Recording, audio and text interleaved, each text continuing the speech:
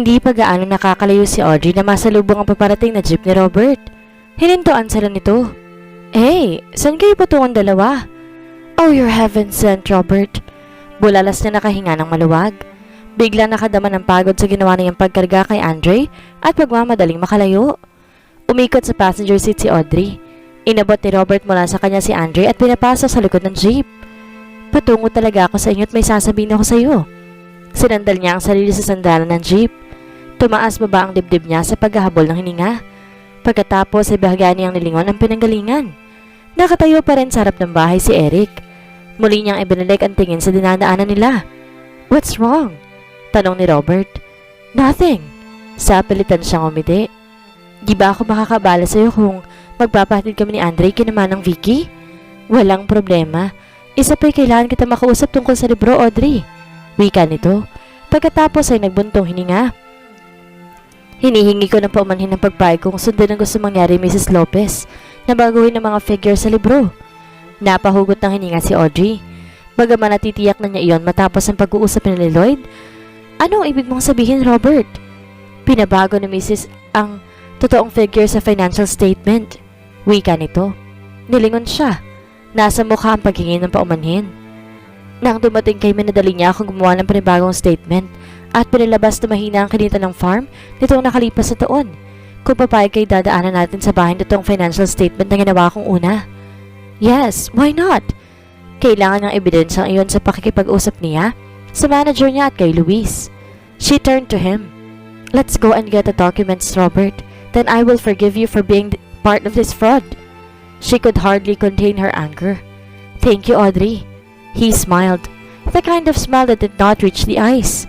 Iniliko nito ang jeep sa kabilang daan. Maliban kay Andre na malakas na binibilang ang lahat ng punong niyog na nadadaanan nila, wala nang salitang namagitan sa dalawa. Robert's concentration was on his driving. Si Audrey naman abalang isip ko anong gagawin niya at kung paano niya pakikitunguhan ng tiyahin. Nasa unahan ng daan nakatutok ang tingin niya at malayo pa'y nakita na niya ang pagtawid ng isang aso sa daan patungo sa kabilang bahagi. Naramdaman niya ang biglang pagbilis ng jeep. Nanlalaki ang mga matang nilingon niya si Robert. Oh, what are you doing? Slow down. Masasagasaan mo yung aso. Subalit hindi ito nagminor. Tuloy-tuloy ito ginilid ang sasakyan sa left lane upang sadyang masagasaan ng aso na malapit na makatawid. The sound of the dog hitting the jeep's bumped horrified Audrey. Tinakpan niya ang bibig upang hindi mapagalaw. Mommy, we ran over the dog! Sigaw ni Andre mula sa lugaran niya. Sindak nitong nilingon ang dinaanan nila. Audrey turned and held Andre's hands. Ganun na lang ang pasasalamat niya at malabo ang transparent na plastic sa gitna ng itim na trapal at tinatanaw ni Andre ang nasagasang aso. Pagkatapos ay galit niyang nilingon si Robert. Kung ano man ang sasabihin niya ay napigil sa lalamunan niya nang makita ang anyo nito. Nanlilisik ang mga mata nito nang salubungin ang tingin niya. Kinasusuklaman ko mga aso, Audrey. Pinanlamigan ng katawan si Audrey. Humigpit ang pagkakahawak niya sa braso ni Andre. Pamilyar ang mga salitang sinabi nito. Memories from her childhood flashed her mind. She was 12 years old. Kararating lang nila ng mga magulang niya mula sa Maynila upang makasaya sa pagkapanalo ng lolo niya bilang vice-mayor. There would be a party the day after tomorrow. Hindi siya sumama sa mga magulang niya sa munisipyo upang daluhan ng panunumpa ng lolo Quintin niya. Mula sa silid niya sa itaas, narinig niyang may umiiyak na aso. Ang iyak ng aso ay tila yaong nasasaktan. Dumungaw siya sa bintana. Nakita niya ang isang batang lalaki. She knew the boy to be the son of her grandfather's secretary, who died a year ago. Inampun ito ni Mang Nestor, ang katiwala ng lolo niya. May hawak itong malaking patpat na kawayan. Itinaas ito iyon at ipinalo na ipinalo sa asong itinali ng kumpaano sa puno ng bayabas. Nanlaki ang mga mata niya sa pagkamangha at galit. Hindi niya kayang isiping may mananakit ng ganoon sa isang hayop. Patakbo siyang bumaba at tumabas sa likod bahay. Tumigil ka! Wag mong saktan si Blackie! Kinagat niya ako, oh. Tingnan mo! Ipinakita nitong isang mahabang galo sa binti at nagdudugo. Marahil ginalit mo siya. Mabait at di nangangagat ang asong yan. Pagtatanggol niya. Ang aso'y alaga ng mga katulong sa bahay ng lolo niya. Bitiwan mo yung patpat na yan. Ngumisi lamang ito. Kinasusuklaman ko ang mga aso. Ang tatay Elmo ko kinagat ng aso kaya ayun. Hindi matinong isip. Nahawa ng rabies. Itinaas itong patpat at muling hinataw ng hinataw ang asong hindi na makagulapay sa dami ng palong tinanggap mula rito. Hindi na nga makaungol pang hayop. Tinakbo ni Audrey ang aso. Natamaan pang balikat niya sa kawayan sa huling hataw ni Robert. Hindi niya ininda ang sakit at kinarga ang hayop. Ganon na lang ang sindak at panlumo niya nang lumungay-ngay ang ulo nito at hindi na humihinga. Nagdilim ang paningin niya. Robert was older and taller, but she was furious. Nilapitan niya ito at sinuntok sa mukha. Nabigla si Robert at napatihaya sa buhanginan. Dinampot niya ang patpat na nabitawan nito at inihataw rito. Tinamaan niya ito sa braso na itinaas upang sanggahin ang palo niya. Tikman mo ang ginawa mo kay Blackie. Galit niyang sabi. Akma niya itong papaluin uli, subalit pagkapang tumakbo palayo si Robert. Nagpupuyo sa galit na sinundan niya ito ng tingin habang tumatakbong palayo. Nanghihilakbot na maling tinitigan ni Audrey si Robert. Tahimik ito sa pagmamaneho, subalit nananatiling nakaigding ang anyo. Ang asong patay sa kusina niya, ito ba may kagagawan? Nanayo ang mga balahibo niya. Shock and fear started to grip her. Isinagbaba niya ang sarili sa apoy. Ipara mo ang jeep, Robert. Utos niya sa nanginginig na tinig.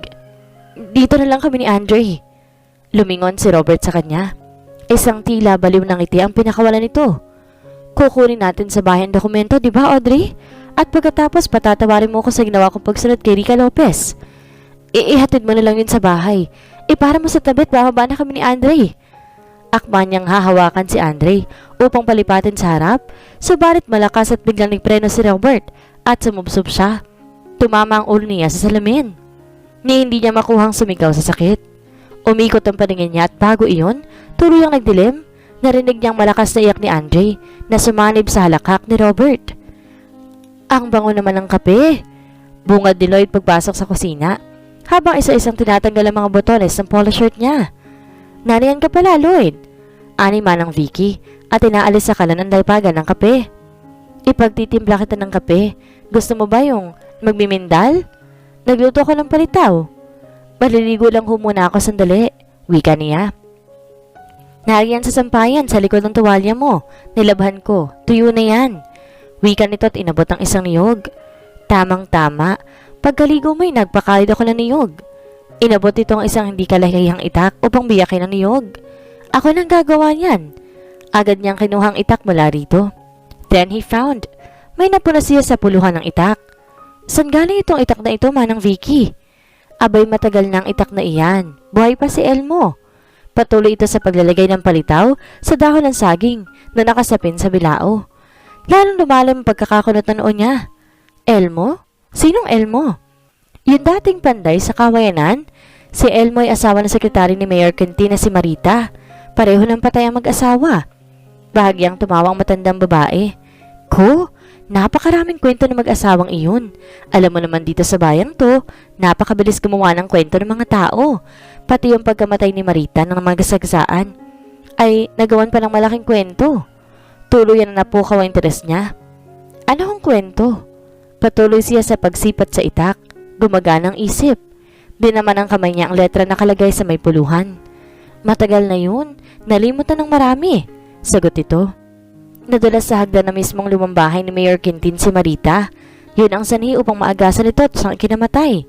Nang madalas sa klinika ay marami ng dugong nawala at malayong ospital.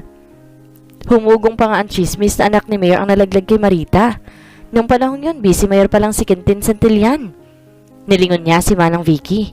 Sinisikap alisin ang sarisaring hinalang naglalaro sa isip niya. He swallowed a lump in his throat. Naiwan ho bang kamag-anak si na Marita at Elmo? Abay oo, si Robert. Anak ito ni Marita. Si Tandang Nestor na ewan ko ba kung saan lupalop nagtungo. Pamangkin niya ni Marita. Natutuwa nga ako at maganda na ngayon ang kalagayan ng batang yun. Abay kawawa yung si Robert nung kabataan. Buhay pang inay pinagmamalupitan na ni Elmo ang anak. Pumapasok sa paaralan ng bata tadtad ng pasa. At nang mamatay naman si Marita, wala na nakapigil kay Elmo na pagmalapitan ng anak. Lloyd tensed. Hindi niya gusto ang nararamdaman. Something was mortally wrong. Something was going to happen. Bali-bali kung bugbugin ni Elmo si Robert, tuwing nalalasing. Dahil hindi daw niya ito anak. Nanak daw ito na Quintin Santillan. Abay ni hindi yata tumitingin sa salamin ng taong yun na nabubuhay pa. Magkahawig sila ni Robert, lalo na ngayong magkaedad na itong huli. Selosong sadya. Mabuti na lamang at inampun ni Nestor si Robert at pinag-aral. Halos pabagsak na binitiwan ni Lloyd ang itak. Hinugot niya ang cellphone sa may pantalon. I-denial ang number ni Audrey. Naubos ang 10 ring nang walang sumasagot. He redialed. Matagal bago may sumagot. Si Luis. Luis, I want to talk to Audrey, please. Nagmamadaling sabi niya. Wala rito, Lloyd. Nagtataka nga kami sa babaeng yun. Bigla na lang umalis at basa na lang nila si Andre. Basa ang damit at puro buhangin. Hindi ko alam, 10 minutes or so ago? Natanong ni Eric na sumakay sa jeep ni Robert. What? Hindi ko alam. Ini-off niya ang cellphone na nagsasalita pa sa Luis.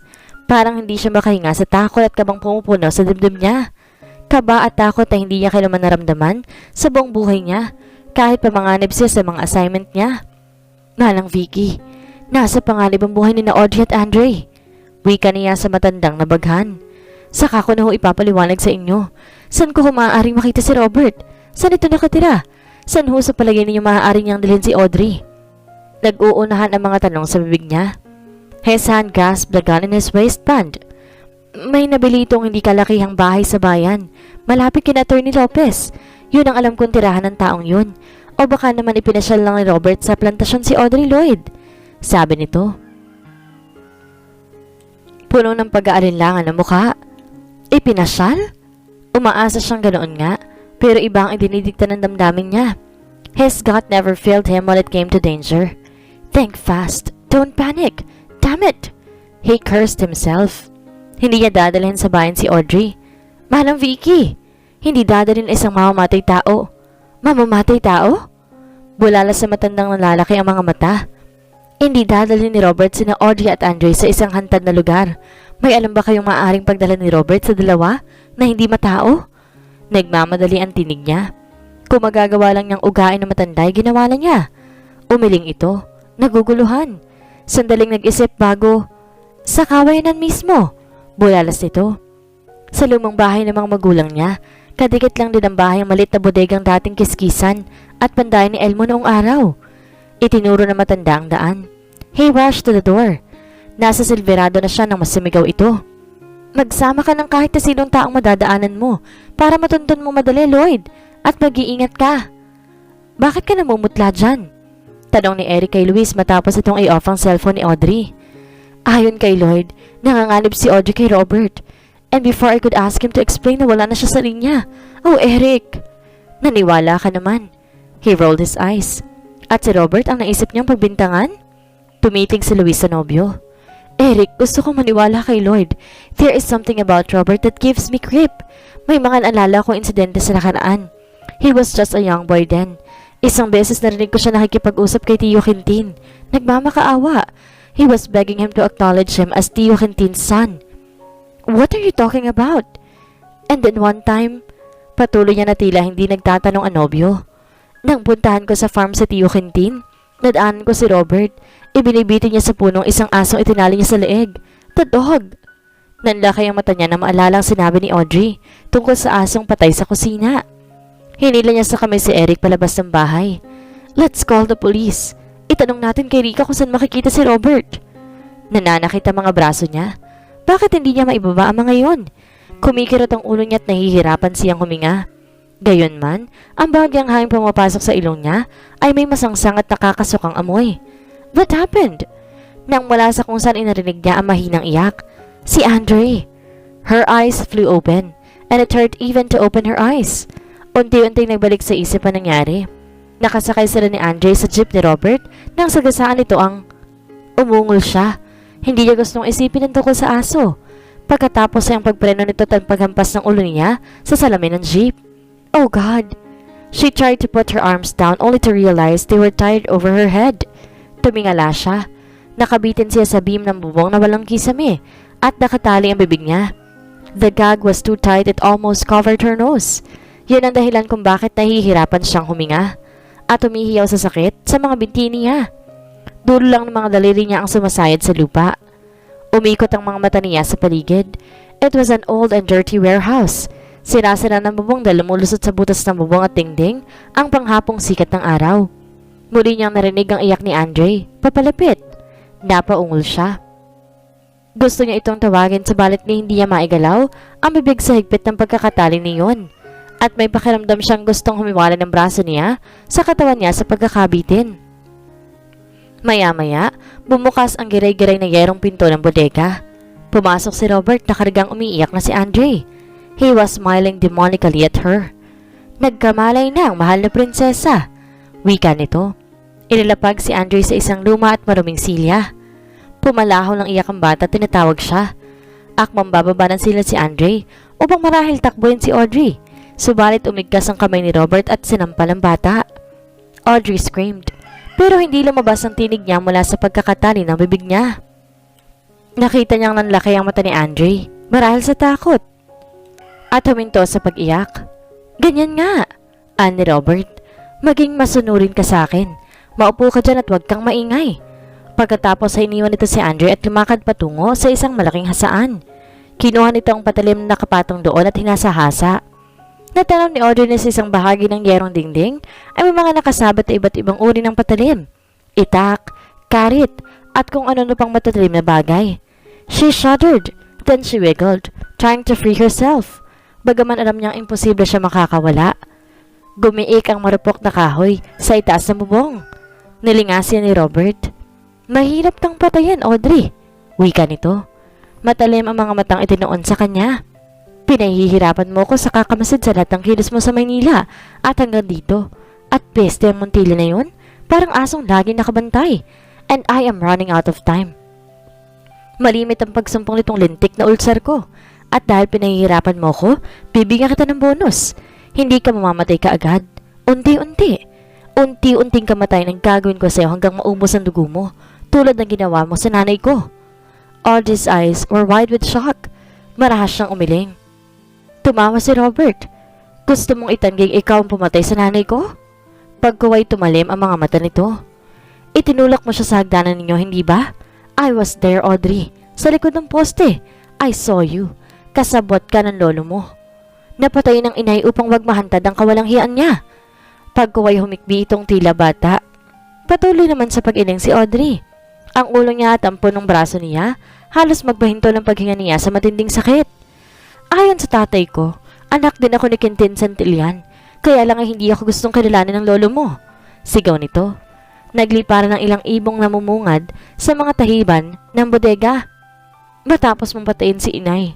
Si inay na siyang tanging nagmamahal sa akin, inampun ako ni Tandang Nestor upang iligtas sa mga kamay ni Elmo, ang tatay-tatayan kong baliw. Lagi akong sinasaktan palibhasay na rabis ng aso. Tila batang sabi nito. Audrey was astounded when she realized that his voice had changed into that of a young boy.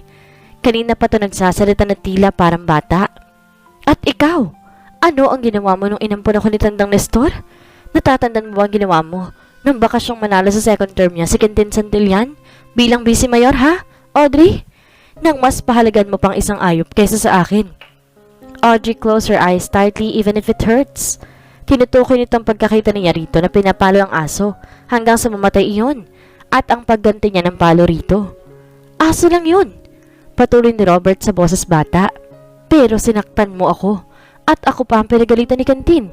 Si Nestor pinagalitan din ako. Sinampal pa ako. Kasalanan ko raw. Ayon sa kanya dahil pinatay ko yung aso. Ha! Naningkit ang mga mata nitong hinilang buhok niya. Napatingala siya at napaungol sa sakit.